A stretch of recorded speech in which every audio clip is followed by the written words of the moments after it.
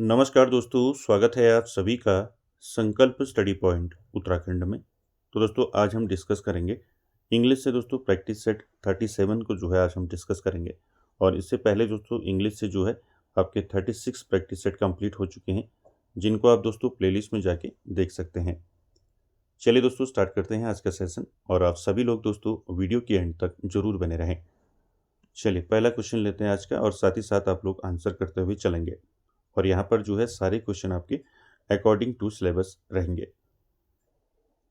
पहला क्वेश्चन देखिए, question number first से लेकर क्वेश्चन नंबर 4 तक जो है आपको जो है सिनोनियम बताने हैं। ठीक है, चलिए पहले क्वेश्चन का आंसर करेंगे। पहला क्वेश्चन है दोस्तों, what is the सिनोनियम of Kajol. ठीक है, काजोल का आपको क्या बताना है, सिनोनियम बताना है, यानी कि पर्यायवाची बताना है। क्या हो जाएगा, ऑप्शन देखिए, कॉक्स, कमांड, लिमिटेड। क्या हो जाएगा यहाँ पर right answer question number first का। काजोल का आपको क्या बताना है, सिनोनियम बताना है, पर्यायवाची बताना है। क्या हो जाएगा यहाँ पर, देखिए दोस्तों यहाँ पर लिमिटेड की बात करें तो लिमिटेड का मतलब आप जानते हैं, लिमिटेड का मतलब क्या होता है, सीमित होता है। ठीक है, क्या होता है, सीमित। और यहाँ पर कमांड की बात करें तो कमांड जो है दोस्तों, जैसे कह सकते हैं इसको आज्ञा कह सकते हैं, आदेश कह सकते हैं। ठीक है, आज्ञा या फिर आदेश। ठीक है, आज्ञा, आदेश। और क्या कह सकते हैं इसको, परमिशन कह सकते हैं। कमांड को क्या कह सकते हैं हम, परमिशन। ठीक है, क्या कह सकते हैं, परमिशन कह सकते हैं। ठीक है, तो यहाँ पर जो है राइट आंसर काजोल का जो है सिनोनिम क्या हो जाएगा, आपका कॉक्स हो जाएगा। ठीक है, कॉक्स मीन्स क्या होता है दोस्तों, कॉक्स मीन्स होता है मनाना। ठीक है, मनाना। तो यहाँ पर काजोल मीन्स भी क्या होता है, मनाना, बहलाना ही होता है। ठीक है, मनाना या बहलाना, बहलाना। इसको और क्या कह सकते हैं आप, ठीक है, इसको और क्या कह सकते हैं, टेम्प्ट कह सकते हैं। ठीक है, यानी कि मनाने को और क्या कह सकते हैं, बहलाना या मनाना जो है, इसको और क्या कह सकते हैं, काजोल कह सकते हैं, कॉक्स कह सकते हैं। साथ ही साथ इसको क्या कह सकते हैं, टेम्प्ट कह सकते हैं। ठीक है, टेम्प्ट। ठीक है, और एक वर्ड और बताया था मैंने आपको, क्या बताया था, स्वीट टॉक। ठीक है, इसको आप जो है स्वीट टॉक भी कह सकते हैं, स्वीट टॉक। ठीक है, ध्यान में रखेंगे। तो यहाँ पर राइट आंसर ए हो जाएगा। ठीक है, चलिए क्वेश्चन नंबर 2 का आंसर करेंगे। क्वेश्चन नंबर 2 में भी आपको जो है सिनोनियम बताना है। किसका सिनोनियम बताना है, स्पॉडिक का। ठीक है, स्पॉडिक का जो है आपको क्या बताना है, सिनोनियम बताना है। चलिए आंसर कीजिए। साथ ही साथ दोस्तों आप जो है क्वेश्चन का आंसर जो है कमेंट बॉक्स में ज़रूर कमेंट करें। तो यहाँ पर क्या हो जाएगा राइट आंसर, स्पॉडिक का दोस्तों सिनोनिम हो जाएगा, क्या हो जाएगा बताइए, परमानेंट तो नहीं होगा। ठीक है, सबसे पहले दोस्तों आपको पता होना चाहिए कि स्पॉडिक का मतलब क्या होता है। ठीक है, स्पॉडिक का मतलब होता है दोस्तों, क्या होता है स्पॉडिक का मतलब, रैंडम कह सकते हैं। ठीक है, रैंडम। रैंडम मीन्स क्या होता है, आप जानते हैं दोस्तों, रैंडम मीन्स क्या होता है, कभी कभार। ठीक है, कभी कभार होने वाला कह सकते हैं। ठीक है, कभी कभार होने वाला, या फिर कह सकते हैं अनियमित कह सकते हैं, अनियमित। ठीक है, अनियमित कह सकते हैं, कभी कभार होने वाला कह सकते हैं, छिटपुट कह सकते हैं, छिटपुट। तो यहाँ पर क्या हो जाएगा इसका राइट आंसर, देखिए परमानेंट तो होगा नहीं। परमानेंट मीन्स तो क्या होता है, परमानेंट मीन्स होता है स्थायी। ठीक है, और फ्रीक्वेंट का मतलब क्या होता है, फ्रीक्वेंट का मतलब होता है दोस्तों, क्या होता है, अक्सर। ठीक है, नियमित कह सकते हैं फ्रीक्वेंट को, नियमित। ठीक है, या फिर अक्सर। ठीक, आंसर हो जाएगा आपका इरेगुलर। ठीक है, ध्यान रखेंगे बी ऑप्शन आपका राइट हो जाएगा दोस्तों। इरेगुलर का मीन्स क्या होता है, अनियमित होता है दोस्तों, कभी कभार होने वाला। ठीक है, तो यहाँ पर राइट आंसर क्या हो जाएगा, बी ऑप्शन राइट हो जाएगा। ठीक है, स्पॉडिक मीन्स भी क्या होता है, कभी कभार होने वाला, अनियमित। और इरेगुलर मीन्स भी क्या होता है, कभी कभार होने वाला, या फिर अनियमित कह सकते हैं, या फिर छिटपुट कह सकते हैं। ठीक, चलिए क्वेश्चन नंबर 3 का आंसर करना है। क्वेश्चन नंबर 3 में भी दोस्तों आपको सिनोनियम बताना है। किसका सिनोनियम बताना है, एफीमेरल का। ठीक है, इफीमेरल का जो है क्या बताना है आपको, पर्यायवाची बताना है, सिनोनियम बताना है। क्या हो जाएगा, टेम्पररी होगा, लास्टिंग होगा, परमानेंट होगा, या फिर नन ऑफ दीज। इफीमेरल क्या होता है दोस्तों? इफीमेरल आपने वर्ड जो है पढ़ा होगा, इफीमेरल। इफीमेरल को बोलते हैं दोस्तों, क्या बोलते हैं इसको? अल्पकालिक कह सकते हैं या फिर क्षणभंगुर कह सकते हैं। ठीक है, हिंदी में पहले ध्यान से इसको समझे। इफीमेरल का मतलब क्या होता है? अल्पकालिक। ठीक है, क्षणभंगुर, कुछ समय के लिए। ठीक है, क्षणभंगुर। ठीक है, क्षणभंगुर या इसको कह सकते हैं अल्पकालिक। ठीक है, इंग्लिश में क्या कह सकते हैं? टेम्पररी कह सकते हैं। ठीक है, टेम्पररी कह सकते हैं। और क्या कह सकते हैं इसको? शॉर्ट टर्म कह सकते हैं इसको, SORT, short term, TERM, short term कह सकते हैं। साथ ही साथ इसको शॉर्ट डेटेड भी कह सकते हैं। ठीक है, शॉर्ट डेटेड, शॉर्ट डेटेड। तो क्या हो जाएगा यहाँ पर राइट आंसर? अल्पकालिक क्षणभंगुर क्या होता है, मैंने बता दिया आपको। ए ऑप्शन राइट हो जाएगा, टेम्पररी। ठीक है, ध्यान रखेंगे इसको, ए ऑप्शन राइट हो जाएगा। साथ ही साथ दोस्तों लास्टिंग की बात करें तो लास्टिंग आप जानती हैं दोस्तों, लास्टिंग मीन्स क्या होता है? टिकाऊ। क्या होता है? लास्टिंग मीन्स क्या होता है? टिकाऊ होता है। ठीक है, और परमानेंट आप जानते हैं, परमानेंट का मीन्स स्थायी होता है। तो यहाँ पर ए ऑप्शन राइट हो जाएगा, ध्यान रखेंगे। इफीमेरल मीन्स होता है आपका टेम्पररी। ठीक है, या कह सकते हैं शॉर्ट टर्म या शॉर्ट डेटेड कह सकते हैं, अल्पकालिक, क्षणभंगुर। ठीक है, चलिए अगला क्वेश्चन देखिए, क्वेश्चन नंबर 4। 4 में भी दोस्तों आपको क्या बताना है? सिनोनियम बताना है। ठीक है, पर्यायवाची बताना है। किसका बताना है पर्यायवाची? रेपुडिएट का। चलिए आंसर कीजिए, क्या हो जाएगा क्वेश्चन नंबर 4 का राइट आंसर? रेपुडिएट का क्या बताना है? पर्यायवाची बताना है, सिनोनियम बताना है, क्या हो जाएगा? ऑप्शन देखिए, एक्सेप्ट, रिजेक्ट, अप्रूव या फिर सपोर्ट। क्या हो जाएगा यहाँ पर राइट आंसर? रेपुडिएट मीन्स क्या होता है दोस्तों? रेपुडिएट मीन्स होता है दोस्तों, क्या होता है? अलग करना कह सकते हैं, इनकार करना कह सकते हैं। ठीक है, परित्याग करना कह सकते हैं। ठीक है, परित्याग, परित्याग करना। ठीक है, परित्याग करना कह सकते हैं, इनकार करना कह सकते हैं, इनकार करना। और क्या कह सकते हैं? अलग करना, अलग करना भी कह सकते हैं, अलग करना। तो यहाँ पर क्या हो जाएगा इसका राइट आंसर?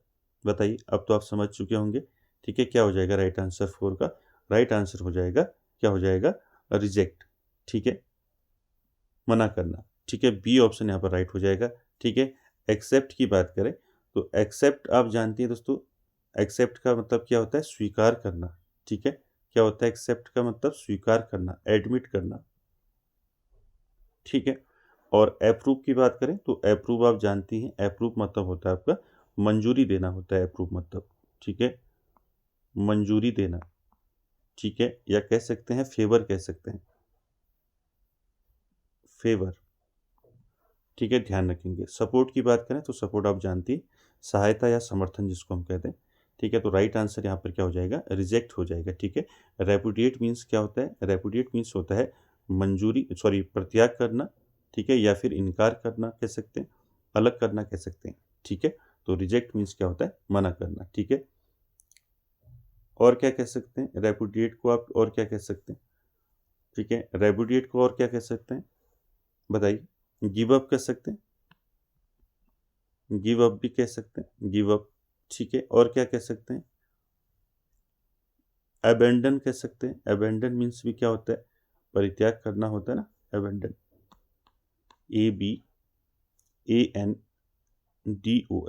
ठीक है, अबेंडन। ठीक है, इसका मतलब भी क्या होता है? परित्याग करना होता है। चलिए आगे चलते हैं। क्वेश्चन नंबर 5 से लेके क्वेश्चन नंबर 8 तक जो है आपको जो है क्या बताना है? यहाँ पर एंटोनिम बताने हैं। ठीक है, यानी कि अब विलोम बताना है। अभी तक आप क्या बता रहे थे? पर्यायवाची बता रहे थे, अब उल्टा बताना है। ठीक है, चलिए क्वेश्चन नंबर 5 का आंसर करेंगे। What is the antonym of इsoteric? ठीक है, इsoteric मीन्स क्या होता है दोस्तों? चलिए आंसर कीजिए, एंटोनिम बताना है, विलोम उल्टा बताना है इसका। कॉमन हो जाएगा, मिस्टीरियस हो जाएगा या फिर डेडली हो जाएगा? क्या हो जाएगा राइट आंसर क्वेश्चन नंबर 5 का? इsoteric मीन्स क्या होता है? इsoteric मीन्स होता है दोस्तों गुप्त। ठीक है, रहस्यमयी कह सकते हैं। ठीक है, गुप्त कह सकते हैं ठीक है, रहस्यमयी कह सकते हैं, रहस्यमयी, ठीक है। साथ ही साथ और क्या कह सकते हैं इसको, ठीक है, गूढ़ कह सकते हैं, ठीक है। तो यहाँ पर राइट आंसर क्या हो जाएगा इसका, कॉम्प्लेक्स कह सकते हैं, इंग्लिश में क्या कह सकते हैं, कॉम्प्लेक्स। और क्या कह सकते हैं इसको बताइए, डेल्फिक कह सकते हैं, डेल्फिक मीन्स भी क्या होता है आपका, गुप्त, रहस्यमयी, ठीक है। और कॉम्प्लेक्स मीन्स भी आपका भी होता है गुप्त, रहस्यमय, ठीक है। तो यहाँ पर आपका जो है क्या हो जाएगा राइट आंसर बताइए, कॉमन होगा, मिस्टीरियस हो गया, डेडली होगा। तो गुप्त का, रहस्यमयी का क्या हो जाएगा यहाँ पर राइट आंसर क्या हो जाएगा, क्वेश्चन नंबर 5 का कॉमन हो जाएगा, ठीक है। ए ऑप्शन यहाँ पर राइट हो जाएगा, ध्यान रखेंगे। कॉमन कह सकते हैं, या फिर इसको आप क्या कह सकते हैं, सिंपल कह सकते हैं, ठीक है। क्या कह सकते हैं, सिंपल कह सकते हैं, या फिर इसको आप क्या कह सकते हैं, फैमिलियर कह सकते हैं, ठीक है। क्या कह सकते हैं, फैमिलियर, ठीक है। फैमी फैमिलियर कह सकते हैं, ठीक है, ध्यान रखेंगे इसको। तो ए ऑप्शन राइट हो जाएगा, ठीक है। चलिए आगे चलते हैं क्वेश्चन नंबर 6 में। क्वेश्चन नंबर 6 का आंसर करेंगे दोस्तों। क्वेश्चन नंबर 6 में भी आपको क्या बताना है, एंटोनिम बताना है, विलोम बताना है, किसका, कैप्रिसियस का। चलिए आंसर कीजिए। कैप्रिसियस का विलोम क्या हो जाएगा यहाँ पर, स्टेबल होगा, फिकल होगा, कॉमन होगा, या फिर नन ऑफ दीज। चलिए आंसर कीजिए। क्वेश्चन नंबर 6 का आपको बताना है, कैप्रिसियस का जो है क्या बताना है आपको, विलोम बताना है। दोस्तों पहले आपको कैप्रिसियस का मतलब पता होना चाहिए, ठीक है। कैप्रिसियस का मतलब क्या होता है, क्या होता है बताइए, कैप्रिसियस का मतलब क्या होता है,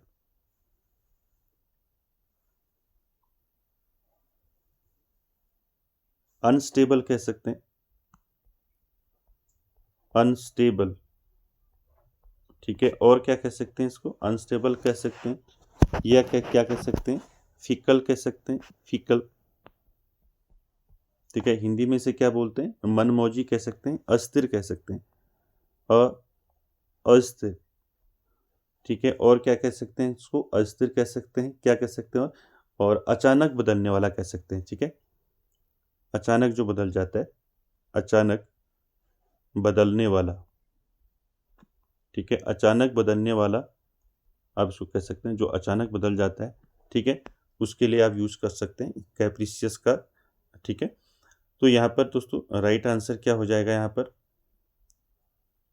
राइट आंसर आप जान चुके, ठीक है। 6 का राइट आंसर क्या हो जाएगा, स्टेबल हो जाएगा, ठीक है। ए ऑप्शन यहाँ पर राइट हो जाएगा, ठीक है, स्टेबल, ठीक। याद रखेंगे फिकल मीन्स क्या होता है, अभी बता दिया मैंने, ठीक है। और अनस्टेबल भी याद रखेंगे, ठीक। तो सारे दोस्तों आपको वर्ड याद रखने हैं, ठीक है। ऐसा कह सकते हैं कैप्रिसियस, आप ऐसे यूज कर सकते हैं। कैप्रिसियस दोस्तों ध्यान रखना है, ठीक है, जो मन की लहर के अनुसार चलता है, यानी कि जो मन के अकॉर्डिंग चलता है, उसको आप कह सकते हैं कैप्रिसियस, ठीक है। इसका जो है एंटोनिम क्या हो जाएगा, स्टेबल हो जाएगा। कैप्रिसियस मीन्स होता है अस्थिर, और स्टेबल मीन्स होता है स्थिर, ठीक है। चलिए अगला देखिए, क्वेश्चन नंबर 7 में आपको आंसर करना है दोस्तों, what is the antonym of ostensible, ठीक है। आपको यहाँ पर विलोम बताना है, क्वेश्चन नंबर 7 में किसका विलोम बताना है, ऑस्टिसिबल, ठीक है, सॉरी ऑस्टेंसिबल, ठीक है। ऑस्टेंसिबल का क्या हो जाएगा विलोम, हिडन होगा, विजिबल होगा, ओबियस होगा, या फिर नन ऑफ दीज। क्या हो जाएगा राइट आंसर, ऑस्टेंसिबल। आपको सबसे पहले पता होना चाहिए ऑस्टेंसिबल किसे कहते हैं, ठीक है, तभी आप इसको समझ पाएंगे, ठीक है। ऑस्टेंसिबल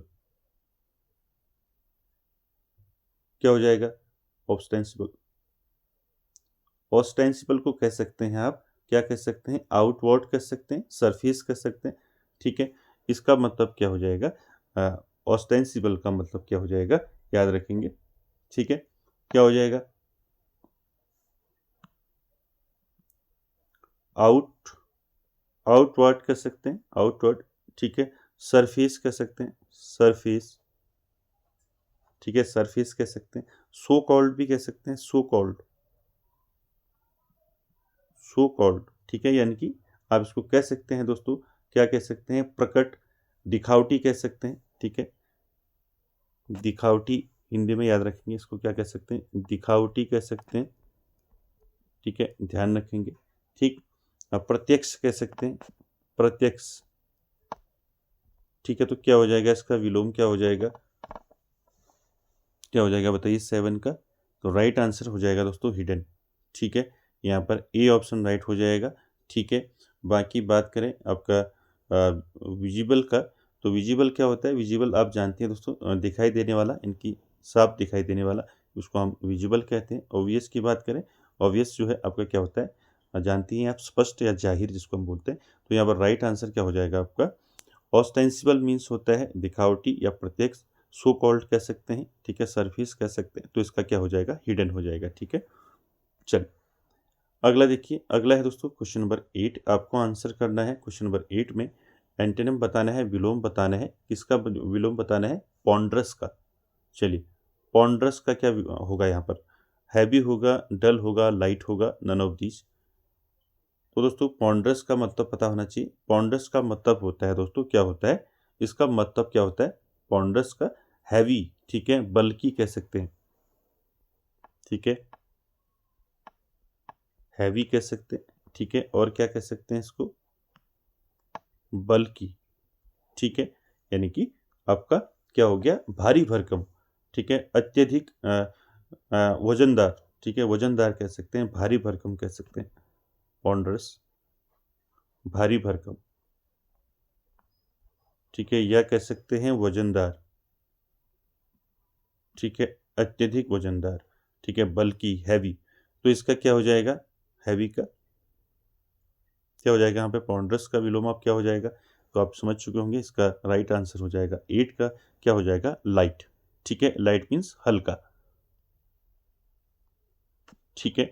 और बाकी डल आप जानती हैं, डल मीन्स तो आपका सुस्त होता है, उदासीन जिसको हम बोलते हैं, ठीक है। हैवी आप जानती हैं, हैवी मीन्स आपका भारी। तो यहाँ पर आपका लाइट जो है राइट हो जाएगा, और पॉन्डरस का एंटोनिम, ठीक है, ध्यान रखेंगे इसको। चलिए अब दोस्तों क्वेश्चन नंबर 9 से आपकी 1 वर्ड है। चलिए आंसर कीजिए क्वेश्चन नंबर 9 का। आपको आंसर करना है दोस्तों क्वेश्चन नंबर 9 में, प्लांट्स एंड एनिमल्स ग्रोइंग और लिविंग इन वाटर। क्या हो जाएगा, एक्वेरियम बोलते हैं इसको हम, एक्वेटिक बोलते हैं, या फिर अर्बोरियल बोलते हैं। क्या हो जाएगा, आपको बताना है, प्लांट्स एंड एनिमल्स ग्रोइंग और लिविंग इन वाटर, यानी कि पानी में रहने वाले, पानी में रहने वाले जीव और जो आपके प्लांट्स हैं, तो जो पानी में ही ग्रो करते हैं और पानी में ही रहते हैं, इसको हम क्या बोलते हैं। तो 9 का दोस्तों राइट आंसर आप जानती हैं, इसका राइट आंसर क्या हो जाएगा यहाँ पर, राइट आंसर हो जाएगा एक्वेटिक, ठीक है। एक्वेटिक मीन्स क्या होता है, जिसको हम हिंदी में क्या बोलते हैं, एक्वेटिक को, जलीय, जल में जो रहते हैं, ठीक है, ध्यान रखेंगे इसको। और एक्वेरियम की बात करें तो एक्वेरियम आप जानती हैं, जहाँ पर एक्वेरियम देखा होगा आपने, जहाँ मछली असली पालते हैं, एक्वेरियम में रखते हैं मछलियों को, ठीक है। और साथ ही साथ अर्बोरियल का जो है, अर्बोरियल मीन्स होता है दोस्तों वानस्पतिक, यानी कि जो वृक्षों के जो वृक्षों से संबंध रखने वाला हो, यानी कि जो आपके पेड़ पौधों से संबंध रखने वाला हो, उसको बोलते हैं अर्बोरियल, ठीक है, वानस्पतिक कह सकते हैं, ठीक है, क्या कह सकते हैं, वानस्पतिक, ठीक है, वानस्पतिक कह सकते हैं। तो यहाँ पर राइट आंसर क्या हो जाएगा, एक्वेटिक हो जाएगा, ध्यान रखेंगे। अगला क्वेश्चन देखिए, क्वेश्चन नंबर 10। क्वेश्चन नंबर 10 है दोस्तों, एनिमल विच गिव मिल्क। तो यहाँ पर आपको बताना है, एनिमल विच गिव मिल्क, यानी कि ऐसे जानवर जो दूध देते हैं, मिल्क देते हैं, उनको क्या बोलते हैं, रेप्टाइल बोलते हैं, मैमल्स बोलते हैं, या फिर फीकल बोलते हैं, या फिर नन ऑफ दीज। तो ईजी है दोस्तों, आप जानती हैं, ठीक है। ऐसे जानवर जो दूध देते हैं उनको क्या बोलते हैं, कॉल्ड मैमल्स, ठीक है। यहाँ पर बी ऑप्शन आपका राइट हो जाएगा। मैमल्स मीन्स क्या होता है दोस्तों, स्तनधारी होता है, ठीक है, स्तनधारी या स्तनपाई जिसको हम बोलते हैं, ठीक है, मैमल्स। रेप्टाइल की बात करें तो रेप्टाइल तो आपका सरीसृप होता है ना, सरीसृप, सरीसृप या कह सकते हैं जो रेंगने वाले जंतु हैं, ठीक है, जो रेंग कर चलते हैं। फिकल का आप जानते हैं, फिकल मीन्स क्या होता है, चंचल होता है फिकल मीन्स, ठीक है। तो यहाँ पर राइट आंसर क्या हो जाएगा, ऑप्शन बी जो है यहाँ पर राइट हो जाएगा, ठीक है। चलिए आगे चलते हैं क्वेश्चन नंबर 11 में। चलिए क्वेश्चन नंबर 11 का आंसर करेंगे। क्वेश्चन नंबर 11 में भी आपको क्या बताना है, वन वर्ड बताना है। ठीक है, one who does not make mistakes आपको बताना है। One who does not make mistake, जो गलती नहीं करता, ठीक है, जो गलतियां नहीं करता उसको क्या बोलते हैं? पेसिमिस्ट बोलते हैं, ऑप्टिमिस्ट बोलते हैं, या फिर इनफेलिबल बोलते हैं। क्या हो जाएगा राइट आंसर? तो इजी है, आप सभी जानते हैं क्योंकि आप पेसिमिस्ट और ऑप्टिमिस्ट जानते होंगे। ठीक है, राइट आंसर आपका क्या हो जाएगा? इनफेलिबल हो जाएगा। ठीक है, ध्यान रखेंगे 11 का राइट आंसर क्या हो जाएगा? इनफेलिबल, यानी कि अचूक जिसको हम बोलते हैं। One who does not make mistake, ठीक है, अचूक। ठीक है, ध्यान रखेंगे। ठीक है, बाकी यहाँ पर पेसिमिस्ट की बात करें तो पेसिमिस्ट क्या होता है? निराशावादी होता है। ठीक है, क्या होता है? निराशावादी को कहते हैं। ठीक, और यहाँ पर पेसिमिस्ट आपका निराशावादी, और ऑप्टिमिस्ट क्या हो जाएगा? आशावादी। ठीक है, जो आशावादी होता है उसको क्या बोलते हैं? ऑप्टिमिस्ट बोलते हैं, और जो निराशावादी होता है उसको क्या बोलते हैं? पेसिमिस्ट बोलते हैं। ठीक है, तो राइट आंसर सी हो जाएगा। ठीक है, चलिए अगला क्वेश्चन देखिए, क्वेश्चन नंबर 12। क्वेश्चन नंबर 12 से दोस्तों आपको 15 तक जो है फ्रेजल वर्ब बतानी है। ठीक है, यहाँ पर आपका फिल इन द ब्लैंक्स में आपको क्या भरना है? फ्रेजल वर्ब भरना है। ठीक है, चलिए क्वेश्चन नंबर 12 देखिए। 12 दोस्तों, the teacher dash the names of the students present. तो यहाँ पर जो है आपका कौन सा फ्रेजल वर्ब आएगा? कॉल्ड इन आएगा, कॉल्ड आउट आएगा, कॉल्ड ऑफ आएगा, या फिर कॉल्ड अप आएगा? चलिए आंसर कीजिए, यहाँ पर क्या हो जाएगा राइट आंसर? क्वेश्चन नंबर 12 का आपको यहाँ पर फ्रेजल वर्ब भरना है। The teacher dash the names of student present, यानी कि शिक्षक ने उपस्थित छात्रों के नाम पुकारे। क्या आ जाएगा यहाँ पर फ्रेजल वर्ब? कौन से फ्रेजल वर्ब का यूज होगा यहाँ पर? 12 का दोस्तों राइट आंसर क्या हो जाएगा? 12 का राइट आंसर हो जाएगा कॉल्ड आउट। ठीक है, क्या आएगा? कॉल्ड आउट आएगा यहाँ पर। ठीक है, तो पूरा सेंटेंस क्या बन जाएगा? The teacher called out the names of the student present. ठीक है, यानी कि शिक्षक ने उपस्थित छात्रों के नाम पुकारे। ठीक है, ध्यान रखेंगे बी ऑप्शन यहाँ पर राइट हो जाएगा। बाकी कॉल इन की बात करें तो कॉल इन फ्रेजल वर्ब किस में यूज होता है, कैसे यूज किया जाता है इसको? बुलाना, सहायता के लिए दोस्तों इसका यूज हम करते हैं। ठीक है, और यहाँ पर जो है आपका जो कॉल्ड ऑफ है, कॉल्ड ऑफ मीन्स क्या होता है? कॉल्ड ऑफ मीन्स होता है आपका कैंसिल। ठीक है, कैंसिल यानी कि क्या करना? रद्द करना, समाप्त करना। ठीक है, इस सेंस में इसका यूज होता है। बाकी कॉल्ड अप की बात करें तो कॉल्ड अप आप जानते हैं।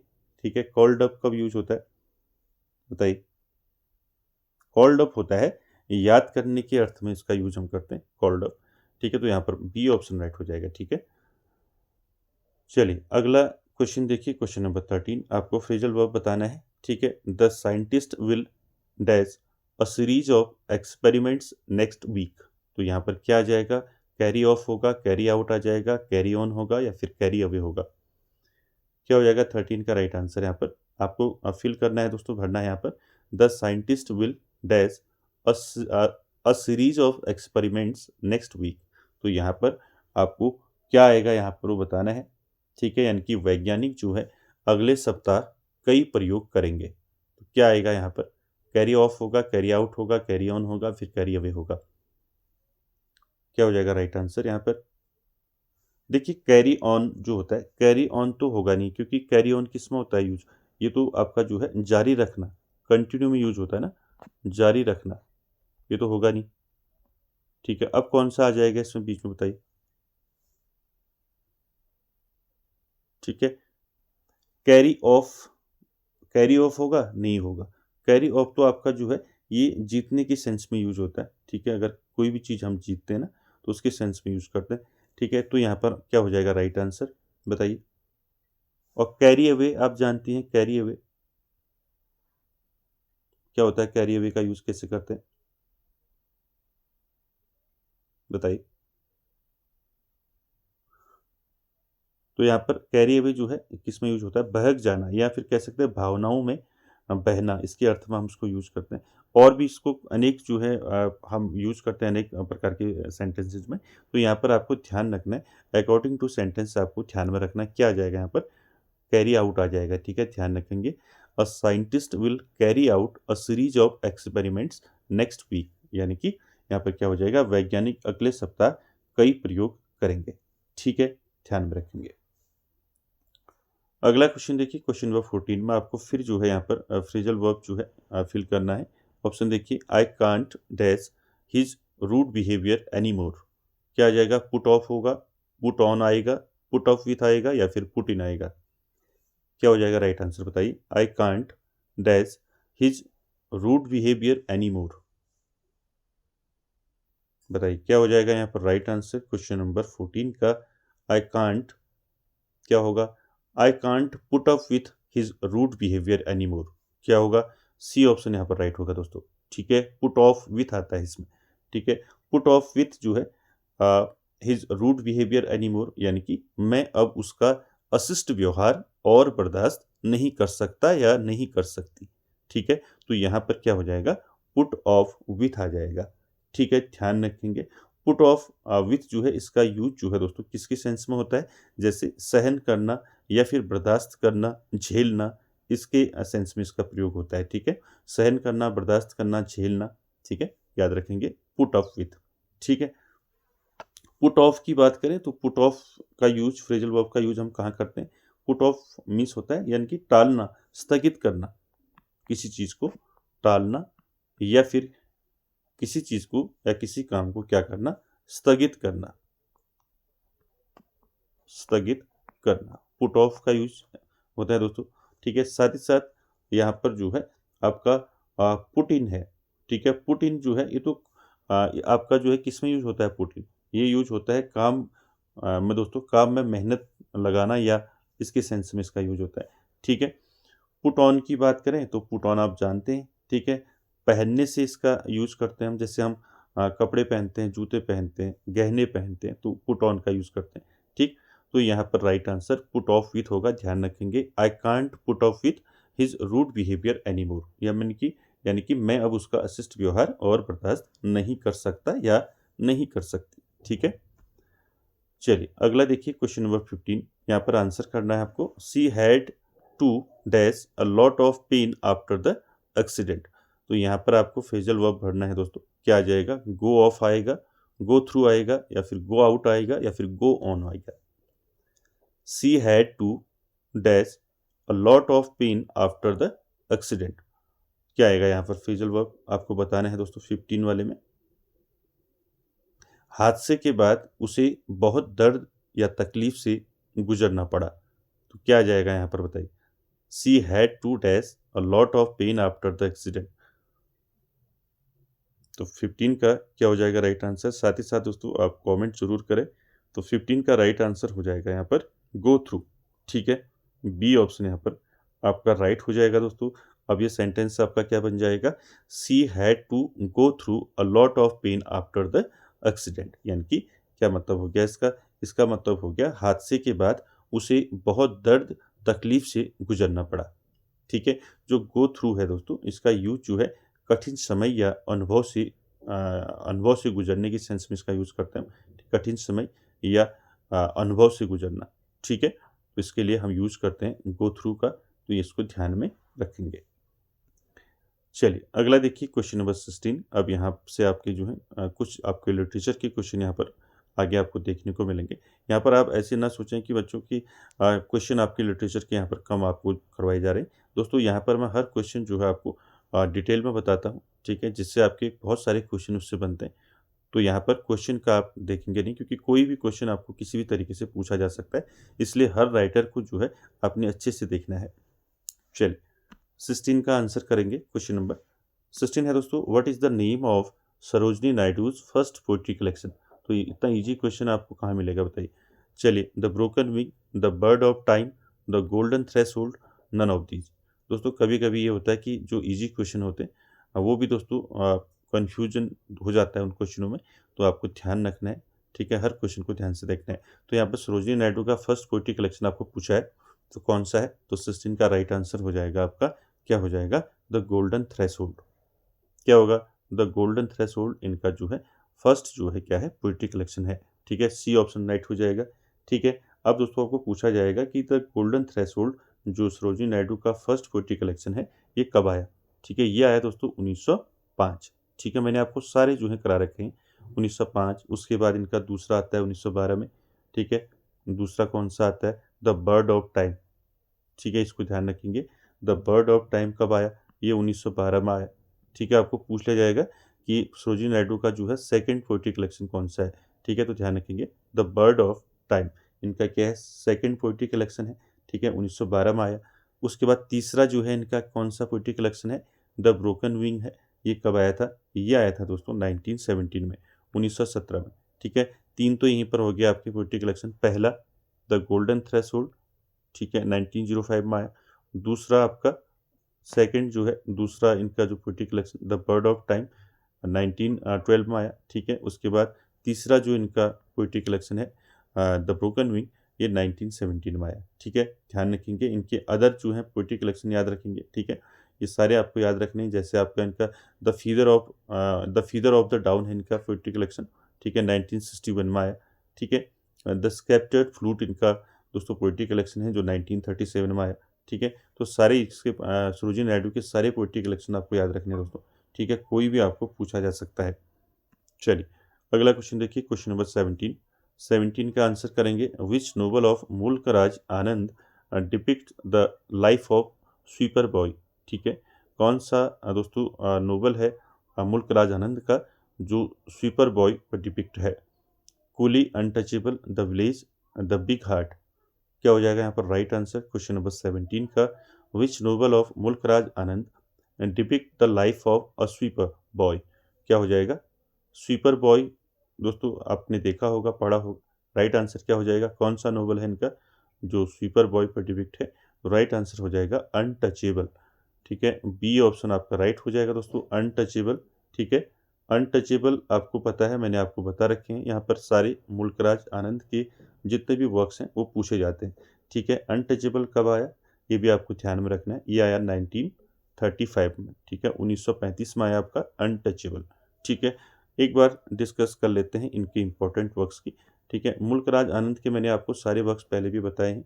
ठीक है, आपको ध्यान में रखने हैं दोस्तों इनके वर्क्स। ठीक है, जैसे आप याद रखेंगे पर्सियन पेंटिंग। ठीक है, आपको पूछ लिया जाएगा पर्सियन पेंटिंग जो है ये किसका वर्क है। ठीक है, पर्सियन पेंटिंग आपको पूछा जा सकता है किसका वर्क है, तो मुल्क राज आनंद का वर्क है दोस्तों ये, ध्यान रखेंगे पर्सियन पेंटिंग। ठीक है, the Hindu view of art. ठीक है, the Hindu view of art. ठीक है, किसका वर्क है, ये भी दोस्तों मुल्क राज आनंद का वर्क है। ठीक है, साथ ही साथ अनटचेबल हो गया, अभी बताया मैंने आपको अनटचेबल। अनटचेबल के साथ साथ आप जानते ही हैं कूली। ठीक है, कूली हो गया। कूली के साथ साथ आप जानते हैं इनका अगला जो वर्क है two leaves and a bud. ठीक है, सारे मैंने आपको करा रखे पहले। ठीक है, टू इनके पब्लिकेशन भी ध्यान रखनी है, two leaves and a bud, BUD। ठीक है, और कौन कौन से वर्क हैं इनके इसके अलावा बताइए। द बिग हार्ट है। ठीक है, ये भी इन्हीं का वर्क है, the big heart. The village इनका वर्क है। ठीक है, और क्या वर्क है इनके, अक्रॉस द ब्लैक वाटर। ठीक है, नोट कर लें इनको, the Persian painting, the Hindu view of art, coolie, the two leaves and a bird, और याद रखेंगे द विलेज। ठीक है, इसके साथ साथ द विलेज हो गया, द बिग हार्ट हो गया, ये भी मुल्क राज के वर्क हैं, मुल्क राज आनंद के। एक इंपॉर्टेंट इनका वर्क है दोस्तों, कौन सा आपने पढ़ा होगा, मॉर्निंग फेस। ठीक है, आपको पूछ लिया जाएगा मॉर्निंग फेस किसका वर्क है। ठीक है, तो ध्यान रखेंगे किसका वर्क है, मुल्क राज आनंद का वर्क है मॉर्निंग फेस। ठीक है, और इसके अलावा जो है इनके वर्क्स की बात करें, अक्रॉस द ब्लैक वाटर। ठीक है, अक्रॉस द ब्लैक वाटर आपको पूछ लिया जाएगा, अक्रॉस द ब्लैक वाटर किसका वर्क है। ठीक है, ध्यान रखेंगे मुल्क राज आनंद का वर्क है। ठीक है, तो सारे वर्क्स आपको ध्यान में रखने हैं मुल्क राज आनंद के। ठीक है, चलिए अगला क्वेश्चन देखिए, क्वेश्चन नंबर 18। क्वेश्चन नंबर 18 में आपने आंसर करना है दोस्तों, when did RK Narayan die. ठीक है। आर के नारायण की डेथ कब हुई थी, कब जो है इनकी डेथ हुई थी आर के नारायण की? 2000, 2001, 2005 या फिर 2006? क्या हो जाएगा राइट आंसर यहाँ पर? यहाँ पर दोस्तों मैंने आपको बताया था, कभी जो है आपकी पूछे जाते हैं दोस्तों, ठीक है, कि राइटर्स की जो है बॉर्न और इनकी डेथ जो है पूछी जाती है, तो आपको ध्यान में रखना है। तो यहाँ पर राइट आंसर क्या हो जाएगा 18 का? राइट आंसर हो जाएगा यहाँ पर 2001, ठीक है। आर के नारायण जो है दोस्तों, इनकी डेथ हुई थी 2001 में। अगर आपको पूछा जाएगा कि आर के नारायण का जन्म कब हुआ था, बॉर्न, ठीक है, इनका जन्म हुआ था दोस्तों 1906 में, ठीक है। 1906 में इनका जन्म हुआ था। कहाँ हुआ था याद रखेंगे? मद्रास, ठीक है। कहाँ हुआ था? मद्रास में इनका जन्म हुआ था, जो अभी हम चेन्नई के नाम से जानते हैं, ठीक है, ध्यान रखेंगे। साथ ही साथ दोस्तों इनके वर्क्स जो हैं आर के नारायण के पूछे जाते हैं, ठीक है, काफ़ी इंपॉर्टेंट वर्क हैं इनके, ठीक है। और जो परीक्षाओं में दोस्तों हमेशा यहाँ से आपके क्वेश्चन देखे जा सकते हैं, ठीक है। देखिए इनके वर्क्स की बात करें तो ध्यान रखेंगे इनके वर्क्स में आपका जो इम्पोर्टेंट है, जैसे आपका स्वामी एंड फ्रेंड्स, ठीक है, स्वामी एंड फ्रेंड्स, ठीक है। ये पूछ लिया जाएगा आपको कि स्वामी एंड फ्रेंड्स किसका वर्क है, किसने लिखा है इसको? आर के नारायण ने, ठीक है। ये आया था 1935, ठीक है, ये भी साथ में याद रखेंगे, ठीक है, स्वामी एंड फ्रेंड्स, ठीक है। उसके बाद इनका वर्क कौन सा आया था दोस्तों? द बैचलर ऑफ आर्ट्स, ठीक है, इंपॉर्टेंट वर्क है इनके, द बैचलर ऑफ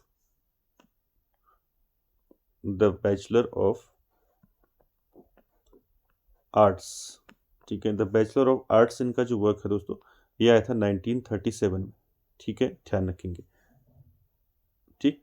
उसके बाद और कौन सा वर्क आया था दोस्तों इनका इसके बाद, बताइए? द डार्क रूम, ठीक है। ऐसे ही आपको याद भी रखना है दोस्तों, क्योंकि यहाँ पर आप सीक्वेंस में इसको याद रखेंगे। 35वां आपका स्वामी एंड फ्रेंड्स है, ठीक है। 1937 में क्या है? द बैचलर ऑफ आर्ट्स है। उसके बाद क्या है? द डार्क रूम, ठीक है, द डार्क रूम। मैंने आपको इसी अकॉर्डिंग जो है ऐसे ही आपको जो है याद करवाए थे, ठीक है। डार्क रूम कब आया था? 1938 में आया था, ठीक है। 35, 37, 38, ठीक है। इसके बाद क्या आया था? 45 में आया था इनका एक वर्क। चलिए बताइए कौन सा वर्क आया था 45 में? नोट कर लें इनको, Swami and friends 1935, the bachelor of arts 1937, the dark room 1938, ठीक है।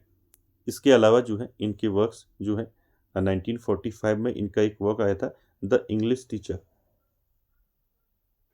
ठीक है, द इंग्लिश टीचर, ठीक है। द इंग्लिश टीचर किसका वर्क है? तो दोस्तों ये है आर के नारायण का। कब आया था अगर पूछा जाएगा तो 1945। ये कई बार पूछा गया है परीक्षाओं में, ठीक है, ध्यान रखेंगे। साथ ही साथ इनके वर्क्स की बात हो रही है। फाइनेंशियल एक्सपर्ट इनका वर्क है, द फाइनेंशियल एक्सपर्ट, ठीक है, 1952 में आया था। तो सारे वर्क्स ध्यान में रखने, ठीक है। चलिए अगला क्वेश्चन है 19। यहाँ पर आपको बताना है दोस्तों, Tughlaq was Girish Karnad second play, what was his first play? यहाँ पर आपको बताना है तुगलक दोस्तों आप जानती हैं ये किसका वर्क है? ये ग्रीस कर्नाड का वर्क है, ठीक है। सेकेंड प्ले है ग्रीस कर्नाड का। आपको पूछा गया है ग्रीस कर्नाड का फर्स्ट प्ले कौन सा है? चलिए, हाय वदना, नागमंडला, ययाति या फिर नन ऑफ दीज? क्या हो जाएगा यहाँ पर राइट आंसर? 19 का दोस्तों राइट आंसर हो जाएगा आपका, क्या हो जाएगा? तुगलक जो है ग्रीस कर्नाड का सेकंड प्ले है। फर्स्ट प्ले कौन सा है? फर्स्ट प्ले है दोस्तों ययाति, ठीक है। सी ऑप्शन यहाँ पर आपका राइट हो जाएगा दोस्तों। यहाँ पर आपको ध्यान रखना है, ठीक है। ग्रीस कर्नाड का फर्स्ट प्ले कौन सा है? ययाति है। ये कब आया था? ये आया था 1961 में, ठीक है। 1961 में क्या आया था? ययाति आया था, ठीक है। और इसके बाद तुगलक कब आया था? दूसरा तुगलक है, तुगलक आया था आपका 1964 में, ठीक है। ऐसे इसको याद रखेंगे, ठीक है। दूसरा ये है। तीसरा क्या आया था इनका? 71 में आया था, क्या आया था? हाय वदना, ठीक है। ये कौन सा है इनका तीसरा हाय वदना? ये कब आया था? ये आया था 1971 में, ठीक है। और इसके बाद इनका आया था दोस्तों नागमंडला, ठीक है। इनके मेन जो है इनके दोस्तों वर्क है, ठीक है। इसके बाद नागमंडला कब आया था? ये आया था 1988 में, ठीक है, ध्यान रखेंगे, ठीक है। पहला, दूसरा, तीसरा, चौथा आपको इसी क्रम में इसको याद रखना है, ठीक है। चलिए अगला क्वेश्चन देखिए, गिरीश कर्नाड से ही है आपका 20। और आज का आखिरी क्वेश्चन आपको आंसर करना है, विच literary award did Girish Karnad receive in 1998। आपको बताना है गिरीश कर्नाड को जो है कब जो है कौन सा प्राइज मिला था, ठीक है, 1998 में। पद्मश्री मिला था, पद्म भूषण मिला था, ज्ञानपीठ अवार्ड मिला था, या फिर नन ऑफ दीज। क्या हो जाएगा यहाँ पर राइट आंसर 20 का? विच literary award did Girish Karnad receive in 1998? Right answer हो जाएगा दोस्तों ज्ञानपीठ अवार्ड, ठीक है। सी ऑप्शन यहाँ पर आपका राइट हो जाएगा दोस्तों। इनको क्या मिला था, गिरीश कर्नाड को 1998 में क्या मिला था, ज्ञानपीठ अवार्ड मिला था, ठीक है, for his overall outstanding contribution to Kannada literature. किसके लिए मिला था इनको, कन्नड़ लिटरेचर, ठीक है, ध्यान में रखेंगे। तो यहाँ पर सी ऑप्शन राइट हो जाएगा, ठीक है। तो दोस्तों आज के सेशन में इतना ही। आई होप दोस्तों आप सभी को आज का सेशन अच्छा लगा होगा, और अच्छा लगा तो दोस्तों कमेंट शेयर लाइक जरूर करें, और वीडियो को एंड तक देखने के लिए थैंक यू वेरी मच।